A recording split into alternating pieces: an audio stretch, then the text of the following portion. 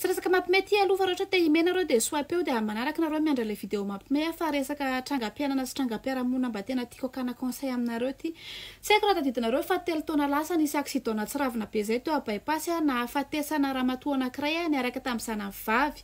Nanatrika an'io accident io ny vadiny sy ny zanany vavy anankiray zay mbola sisa navela. Zany hoe le sisa velona am'izao zany le zazavavy kely anankiray de nahita ny rahavaviny alaina de nahita ny mamany alaina de le bandy am'izao zany nahita ny vadiny alaina de nahita ny zanany vavy anankiray ny alaina de namako akaiky reo olo reo ary tena narary ary nangoritsina na eno ale vaovao ratsy.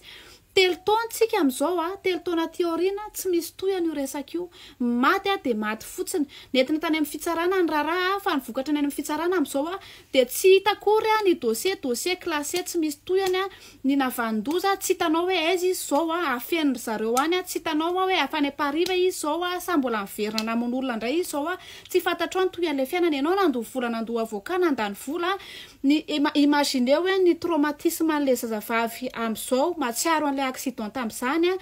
ny vadiny tsy tafitsangana ny fianarana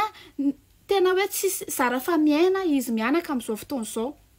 ka ny fanontaniako apetraka aminareo satria zany na tokony fitsarana zany izy mianaka de namena ny fitsarana ny raharaha hoe omena ny fitsarana ny raharaha satria fitsaram-bahoaka efa tsy manaraka ny zon'olombelona aloha tsika tsy tsara vahoaka tsony satria tsika koa efa olona mivoatra de hoe omena ny fitsarana zany ny raharaha ka zao ary zao le izy any amin'ny fitsarana ny raharaha tsy misy toy ny 3 taona ny dossier classé ny olana vandoza tsy hitanao hoe aiza mbola manombo fiainana ohatrany sy teo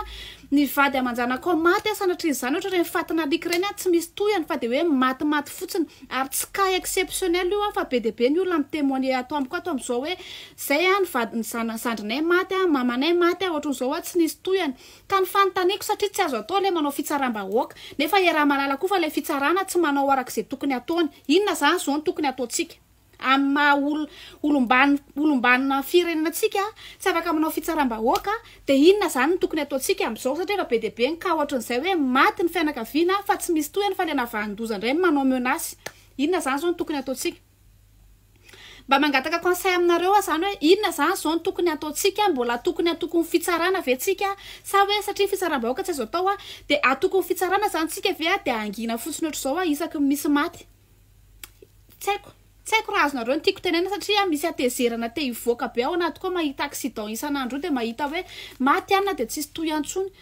de mba maka conseil zany hoe inona zany tokony ataontsika zao rehefa misy ka ohatran'izany zany de inona zany zao ny tokony ataontsika